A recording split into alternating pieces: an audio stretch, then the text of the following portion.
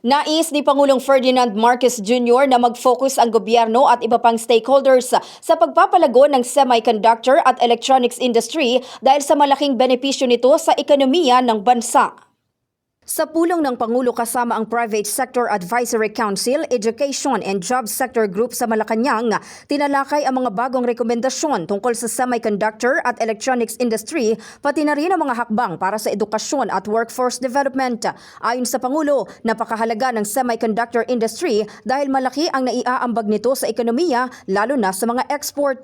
Bagamat hindi raw ito agad na pagtuunan ng pansin, panahon na para mag-focus sa naturang industriya upang mapakinabangan ang buong potensyal nito. Iminungkahi rin ng Pangulo ang pagbibigay ng insentibo sa mga semiconductor locators gaya ng mga benepisyo na natatanggap ng ibang industriya tulad ng car manufacturing.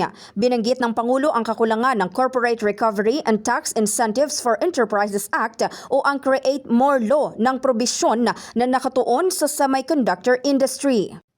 Unang iminungkahi ng PISAC AJSG ang pagbabago sa implementing rules and regulations ng Create More Law upang isama ang pagbibigay ng insentibo sa semiconductor industry na sinang-ayunan naman ng Pangulo. Ipinakita rin ng PISAC ang roadmap para sa industriya ng semiconductor at electronics. Bukod dito, iminungkahi ng PISAC ang paggawa ng National Education and Workforce Development Plan na tinanggap ng Pangulo bilang mahalagang hakbang para sa pag-unlad ng edukasyon at trabaho sa bansa. In the heart of changing lives, ito si Brigada Maricar Sargan ng 105.1 Brigada News of Manila, The Music and News Authority.